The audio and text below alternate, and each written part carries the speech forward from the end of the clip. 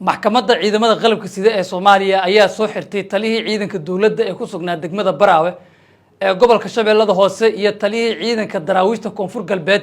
ee isagana ku sugnaa degmadaas. Waxay labadaas taliye kala hogaaminayeen ciidamadii 12 bishan ku dagaalamay magaalada Baraawe ee xarunta maamulka Koonfur Galbeed. Dagaalkaas oo sababay khasaare badan oo isugu jira dhimasho iyo dhaawac.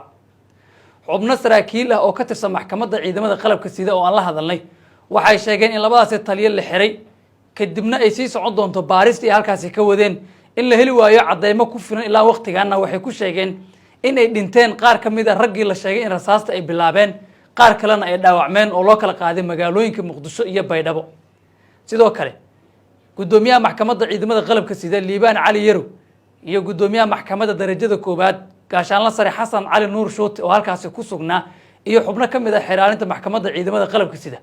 waxay sheegeen inay heleen baaritaano ay sameeyeen kadib xogo kale oo ay kiiskan ku sii baari karaan iyagoo sidaas oo kala qaatay go'aan lagu kala qaaday labadii ciidan ee halkaas ku dagaalamay.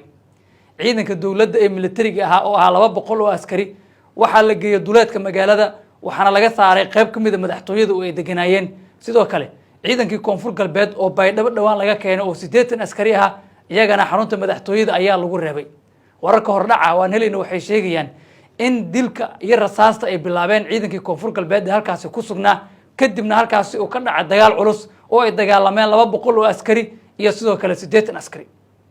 waxaa jiray dhawaanahan bataagtaag ama xiisad u dhaxaysa labada ciidan oo isku cusub maadaama 80 ka mid ah laga keenay Baydhabo laguna wareejiyay xarunta madaxtooyada. wararku waxay sheegayaan in baaristu ay halkaas ka sii socon doonto isla markaana la ballamiyay ama ay suurtagal tahay in su'aalo kale la weydiiyo dad shacab oo goobta ku sugnaa iyo sidoo kale ciidamo ka tirsan dawladda oo qaarkood dagaalkaas ku dhaawacmay laakiin kala jira magaalooyinka Baydhabo iyo Muqdisho. maamulka degmada Baraawe xarunta maamulka Koonfur Galbeed ayaa mas'uuliyadda maamul ee degmadaasi iyo in xaaladda ay jawi degan ku soo laabato loo xil saaray oo ay shaqada sii wadaan. labada ciidanna waxa la siiyay digniino taliyaalku meel gaar ah halkaas loogu magacaabay si ay shaqada u sii wadaan.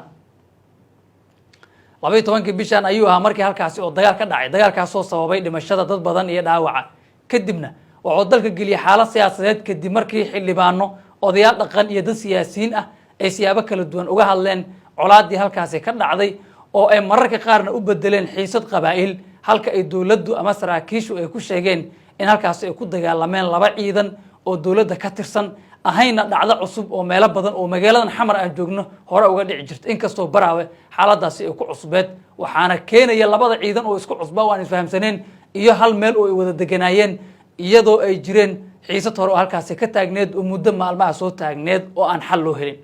hadda xaaladda magaalada Baraawe ee gobolka Shabeellada Hoose ayaa ah mid degan raggii la soo xirayna waxaa laga soo dejiyay garoonka diyaaradaha Aadan Cadde waxaana sii socon doonta baarista sida noo sheegeen saraakiisha ciidamada dawladda gaar ahaan xubno ka mid ah maxkamadda ciidamada qalabka sida ee Soomaaliya. wixii warar ah ee ku soo kordhay sheekooyinkaas waxaan idinku soo gudbin doonaa wararkeena iyo barnaamijyadeena nala wadaag aragtidaas sida u aragtaa go'aanka maxkamadda ciidamada qalabka sida ee labada taliye ku soo xirtay iyo baarista sii socota. aad u mahadsantiin.